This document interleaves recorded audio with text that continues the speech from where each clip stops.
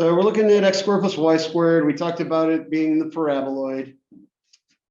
These are what we call cross sections. And this is a graph we've seen before. So there's our paraboloid, and we can see if we look down the YZ plane, we see our parabola, and around down, there's the XZ plane, we get our parabola. That's called looking at cross sections of the graph, zeroing out one of the variables to make it a little bit easier to look at.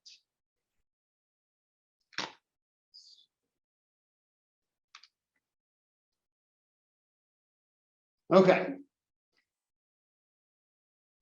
Now, this is the plot of the function e to the negative x squared plus y squared. Anytime you see one of those x squared plus y squareds, you're going to see something circular going on in the graph. So basically, this graph looks a little bit like e to the negative r squared, or e to the negative whatever our variable is squared. There's our exponential look there. But this x squared plus y squared term is what creates this roundness. So whenever you see an x squared plus y squared term, you can look for some kind of circular symmetry.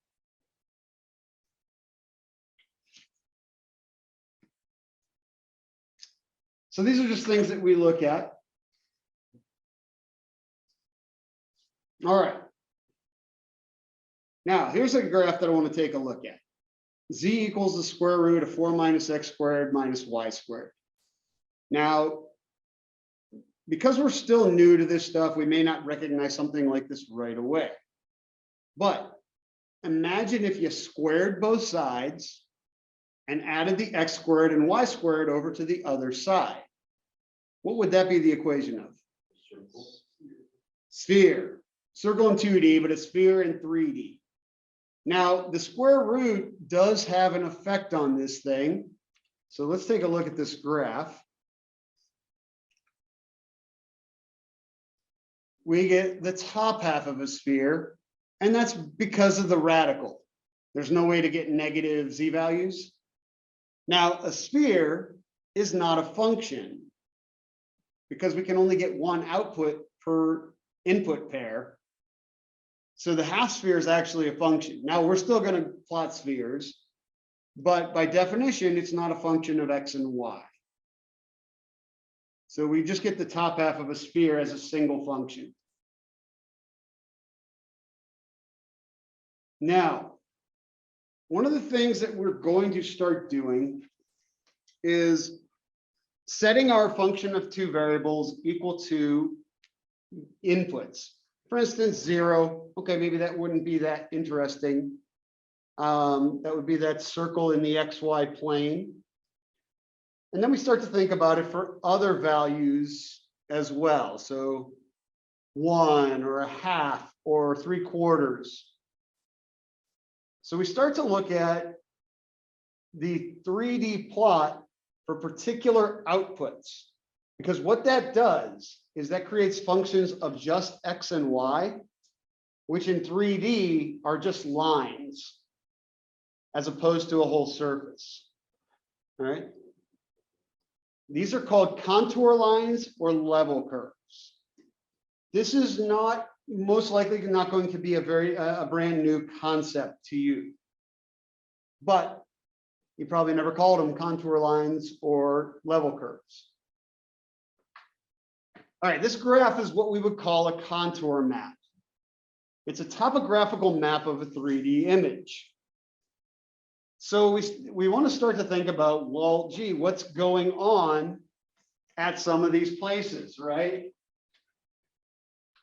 Where there are these circles, what's going on there? Peak is a definite possibility. Is there another possibility? It's the very high. Yeah, so it could be a peak coming out of the board, or it could be some kind of valley or hole going into the board, right? But we're recognizing that kind of behavior there.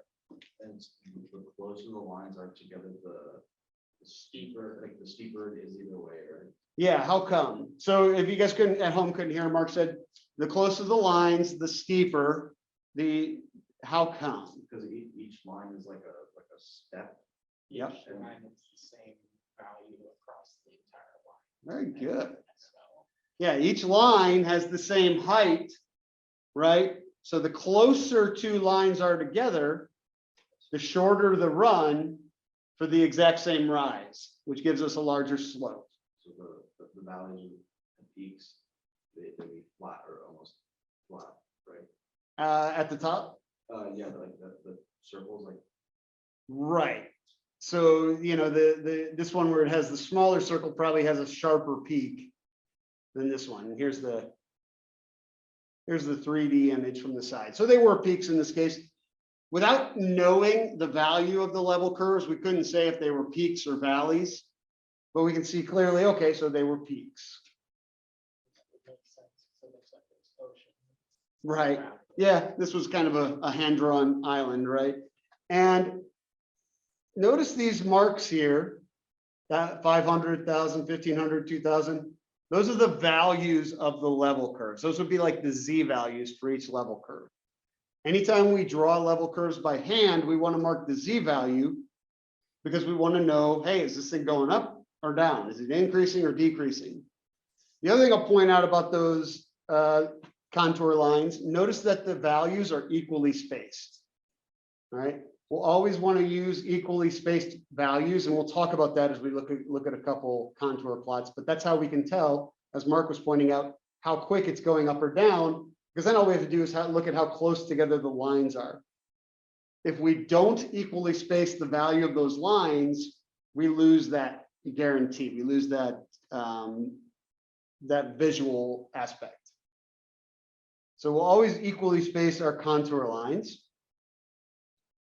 They separate lower elevations from higher elevations. The closer the lines appear to one another, as Mark said, the more steeply the surface inclines or declines, depending on if it's going up or down. Again, contour lines, level curves, I'll use those terms interchangeably, feel free to. All points on any given contour line are at the same height. Contour lines corresponding to different heights can never cross. Why not? What would be the problem there? because each line is like a set value, how you set. Yeah. So it wouldn't make sense. Why not? In like our mountain example, So, what would happen if two lines were at, what would we be Yeah. saying? I think if they were- Like a cliff or an overhang, well, that would explain it, but like, That would, yeah, if you had like an overhang, maybe that would explain it. What are you thinking, Andrew? Well, I was gonna say it is the overhang, but generally for navigation, it's not done like that because it's meant to be purely a bird's eye view. Right. But that could be a possible explanation of it. But think about what would happen, right? If we had two contour lines crossing, that would be saying you have two different heights at the same input. And that breaks down our function definition, right? We want to know if we're at point X, Y, what is our height? And like Andrew was saying, we're taking a bird's eye view. So even an overhang, it would give us the higher of the overhang. Okay. Now, one of the very cool things about CalcPlot 3D, it will do contour plots for us. So this button right here will create a contour plot. We don't need a level at -1. Like we said, we can't get any negative Z values. We'll do a step size of 0.2. Let's do 20 level curves. There's a whole bunch of other cool stuff you can do on here if you guys want to play around with it. And create plot. There is our contour plot.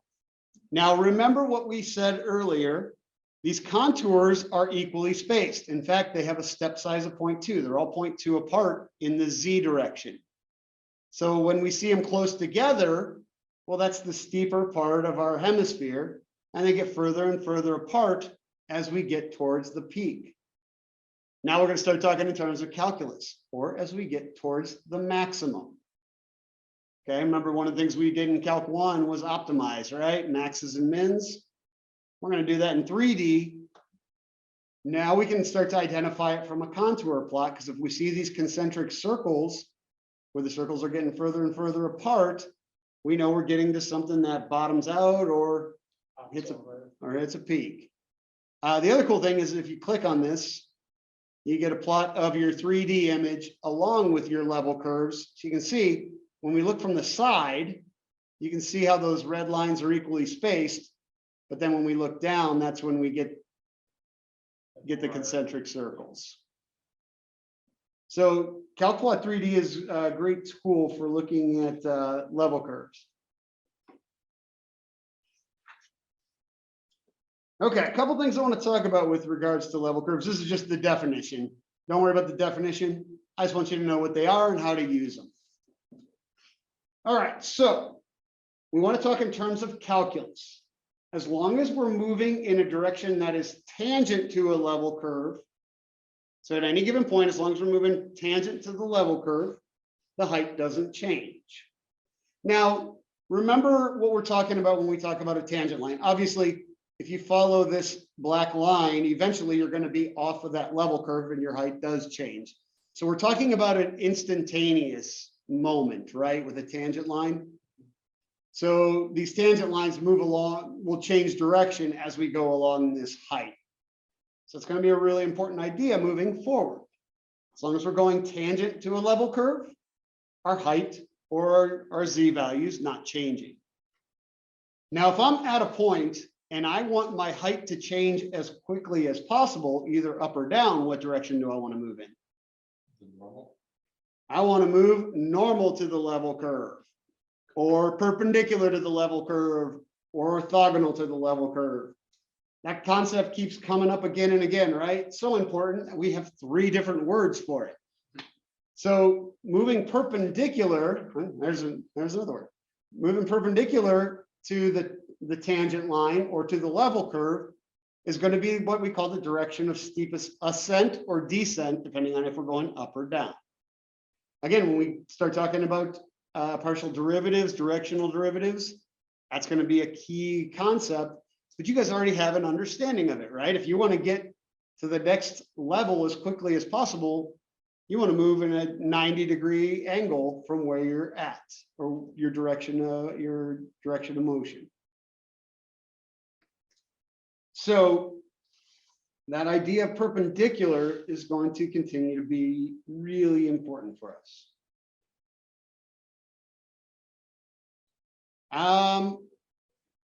Let's take a look at a linear function, what its level curves look like. So 2x plus 4y minus 2. All right, the all exciting plane as a graph. Well, remember what makes a plane? A constant rate of change. So what does that mean as far as our level curves? Let's put a few more in there so we can see it a little bit better.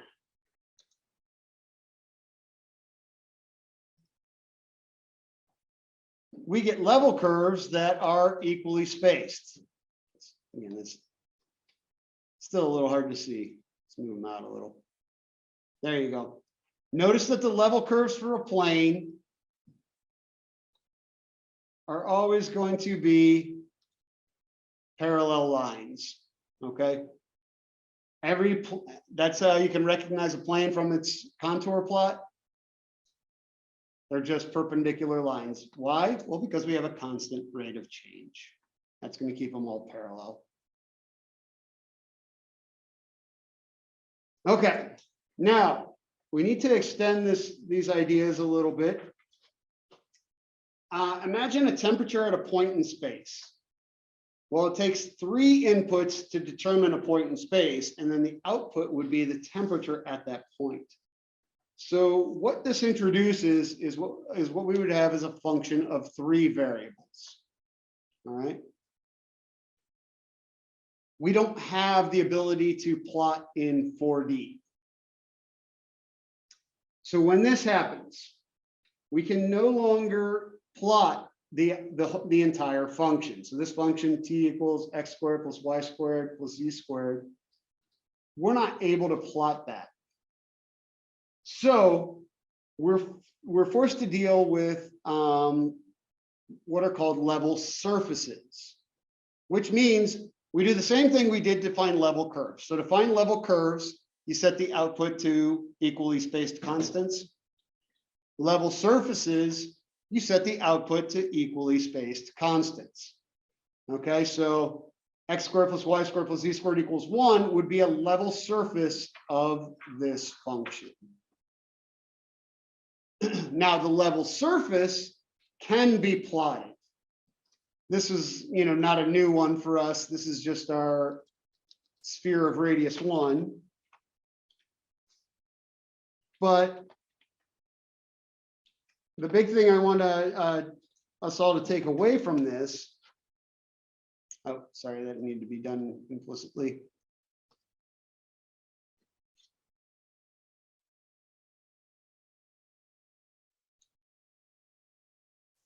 So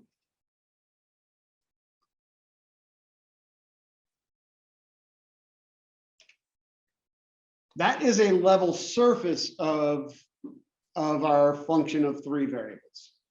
We are not able to plot a function of 3 variables. We don't have the 4D to do it. These are what are called level surfaces. This is another idea we are going to leverage in, next week when we're looking at some tangent planes. There's nothing crazy going on here. Basically, if your function has 3 inputs, it's it's basically a 4D function because 3 inputs plus 1 for the output. And so we can only look at level surfaces. Now, if your function has more than 3 inputs, there's no way to visually represent the function. So what we're doing is we're taking a look at what we can visually represent, using that to build a lot of the concepts, but a lot of our concepts will apply to higher dimensions. All right, so we got level curves, now we have level surfaces. This next slide, again, is just the definition of level surfaces. I don't want you to be worried about the definition. All I care about is that you understand what they are. So the takeaways from this section, and we're gonna, we'll do a worksheet here in a little bit. The major one is the level curves or the contour lines, which is basically a plot of lines that represent certain heights on our function. It's a topographic, it's basically a 2D topographical map. That's what I want you to take away from that. We know that if we're moving in a direction tangent to a contour line, the height does not change. If we move perpendicular, the height changes as quickly as possible. And that the last thing is, if we have a function of 3 variables, we can plot their level surfaces. We're going to get a chance with the worksheet to kind of solidify some of these ideas. But any questions about those before we go on?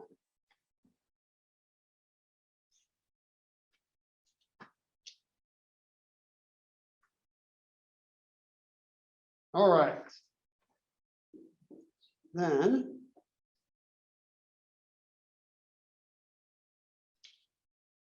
let's see. Let's get 13.2 up here. I'm not going to talk a whole lot about this section. You guys watched the video. You saw there was only one video on it, right? This is actually one of our shorter sections.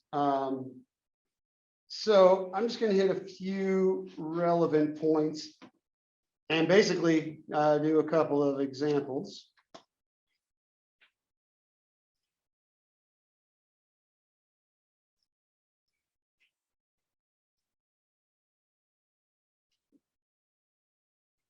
All right, let's see if this works for us. Of course not. All right. Try this again.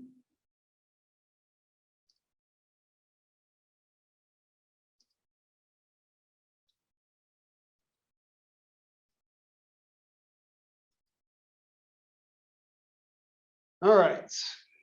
Limits and continuity. So first off, we have a limit of a function of 2 variables. Do not worry about this definition. What this is saying is if we can get sufficiently close to the point A, B in the XY plane, then we can get sufficiently close to a point on our surface. That's really all it's saying. It's the same limit concept that you talked about in single variable calculus. It's just now our input is in the XY plane and our output is on the surface, which is floating above or below the XY plane, depending on our surface. This leads to the definition of continuity. A function is continuous. This is the same definition as Calc 1, except now we have ordered pair for an input if the limit is equal to the function value at any given point. All right.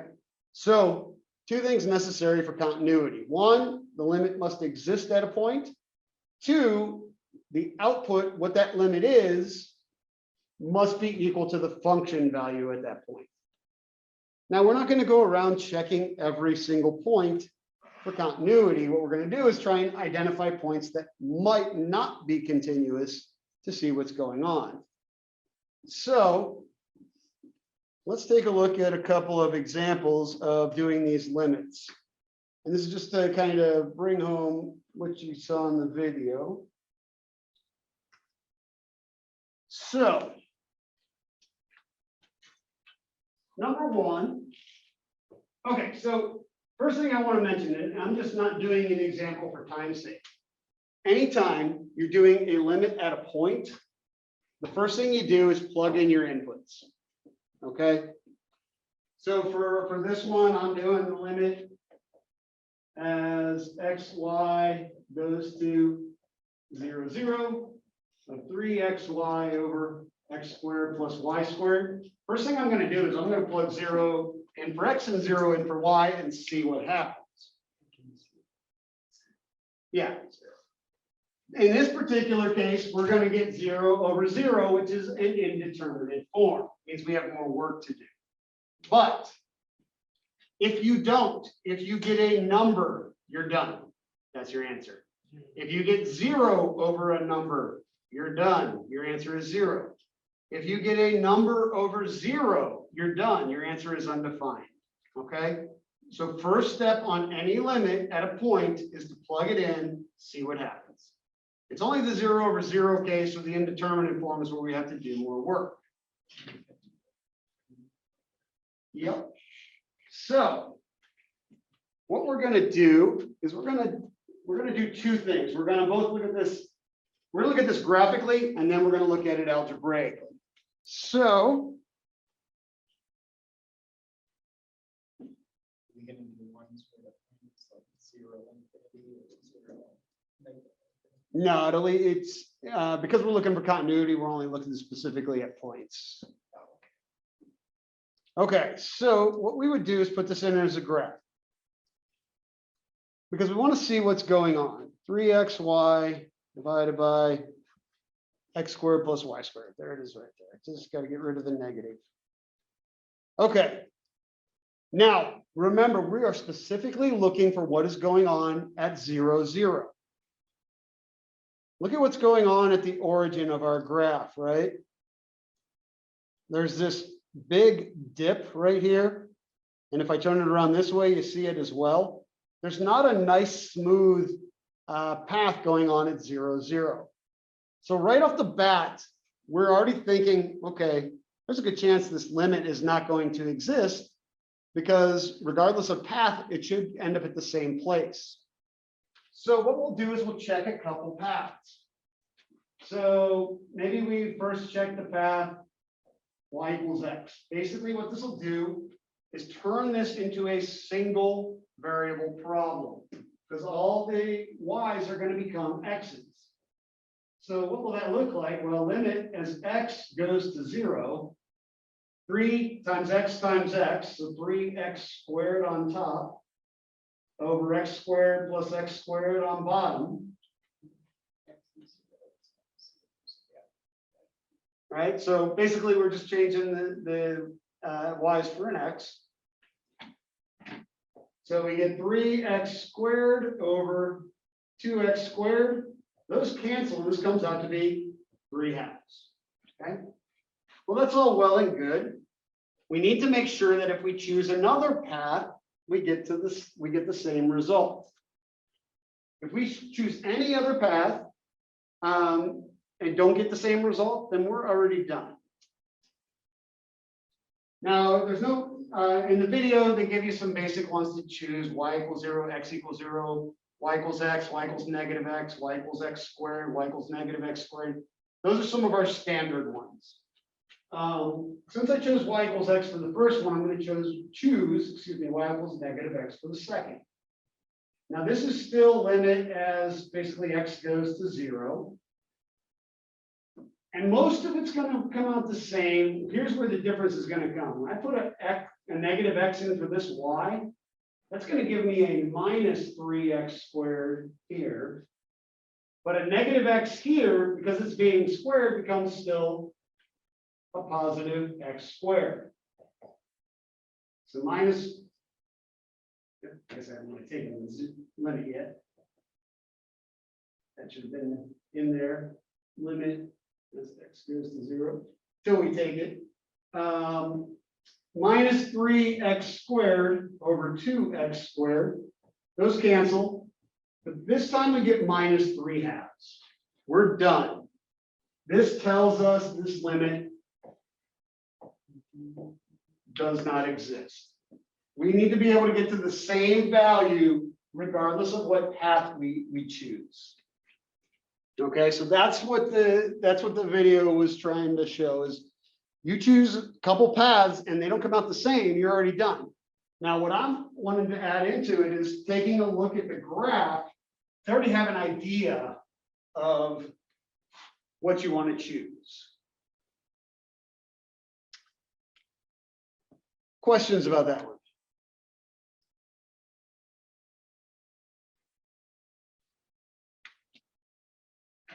All right, let's look at one more, and then we'll work on some problems. So limit as 0, 0. I had it on the slide, but I just want to leave Calculate 3D up. What did I have? Where'd it go? X squared y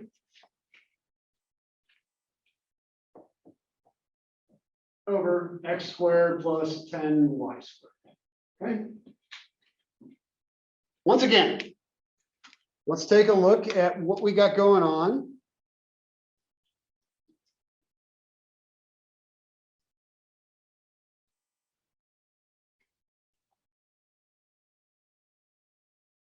And what we're looking for, remember, we're looking at 0, 0. Notice on this graph at 0, 0, it's a lot smoother, right? That's the kind of behavior we expect to see when the limit is going to exist. All right. Now, this function value does not exist at 0, 0 because it makes a 0 in the denominator. So this thing is not going to be continuous at 0, 0, but that doesn't mean the limit won't exist. So what we're going to do is we're going to start checking some paths. So maybe we check a basic one first. How about y equals 0? So limit as,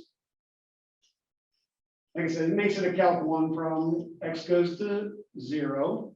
If we zero out the y's, we basically end up with 0 on top over x squared, which is 0. Okay. What about x equals 0? Well, now we're doing it for y. So limit as y goes to 0, making x 0. Still zeros out the numerator. Just need to make sure it doesn't zero. So over 10y squared, it's going to be 0. Let's check out the path y equals x. Y equals x and y equals negative x caused the issue on the last one, right? So if it's y equals x, we got the limit as x goes to 0, putting in x there. That's going to be an x cubed over x squared plus 10x squared. So we have the limit as x goes to 0 of x cubed over 11x squared.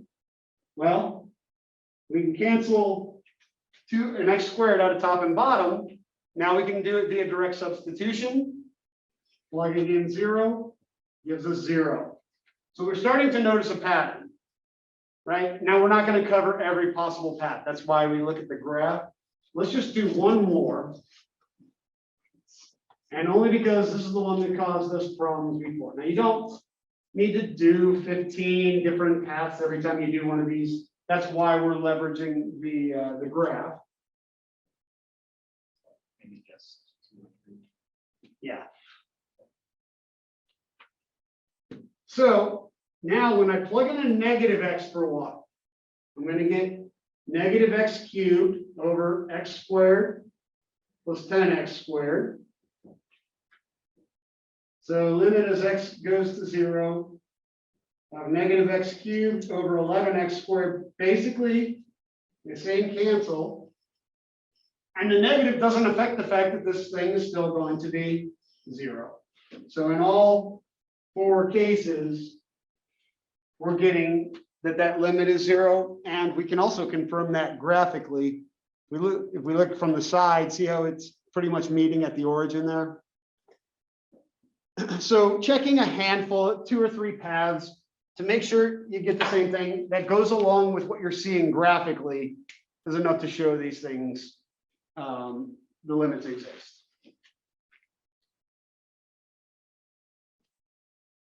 That's it for 13.2. Questions about that?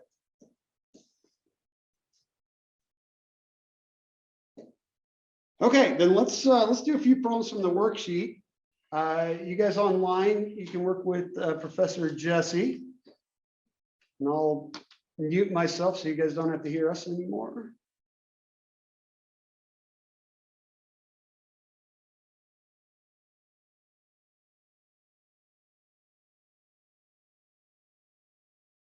All right, I think Phil, you're muted, so I just break them into breakout groups now. I have not done this here, but I think that's where we're at. All right, welcome everybody. My name is Aaron.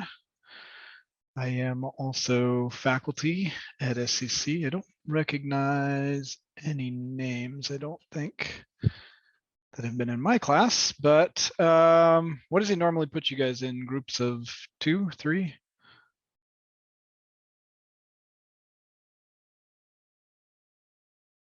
Okay, so let's go.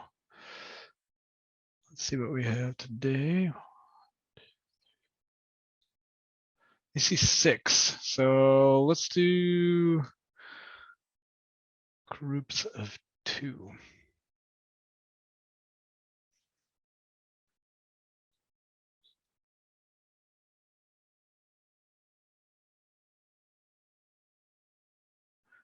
Does he let you guys choose, or do you guys get randomized? I don't really care whichever you guys want to do today, and you guys can go back to normal on the other day. Randomized. All right. Here we go.